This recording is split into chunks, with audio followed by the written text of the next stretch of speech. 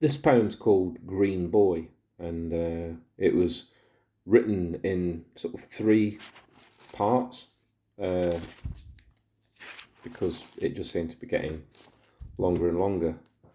Uh, that's what she said. Anyway, yeah, part one. The old woman, my dad's neighbour, is unpleasant to look at or speak to. With a pained, simulated smile and staccato hello, I do my best to avoid interaction with her at all. This tree needs cutting. Then why not cut it, I reply. Her, no doubt, fouled lungs via the vile collapsing pucker of her mouth suck on an unfortunate super king for an implausible length of time. I make to go, but then she says, he screams all night, you know, and bangs on the wall and moans and moans and moans. How often? I reply.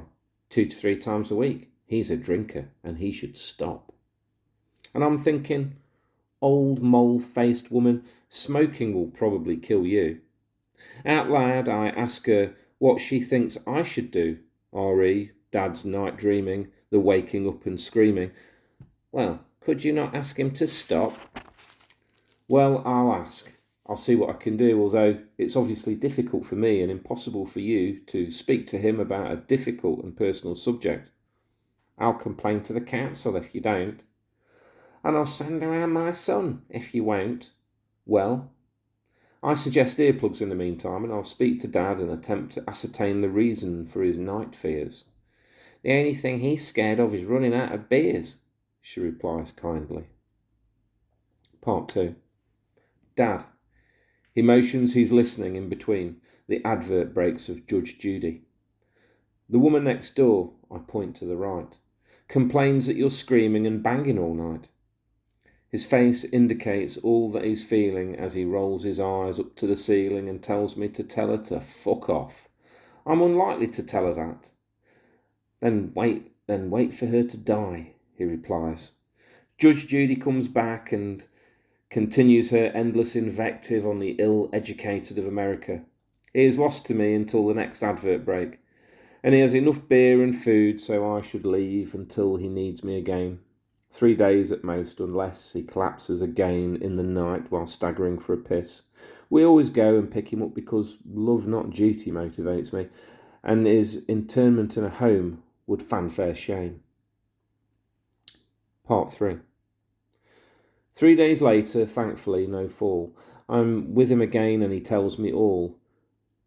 When I was 10, my friend was killed, and for all these years I've dreamt of him as he climbs stiffly out of his coffin. His dead eyes somehow see me through the green smoke filling his kitchen, and he cries he is lonely and wants me to play with him. I turn to run and hear him coming. I wake up screaming and banging.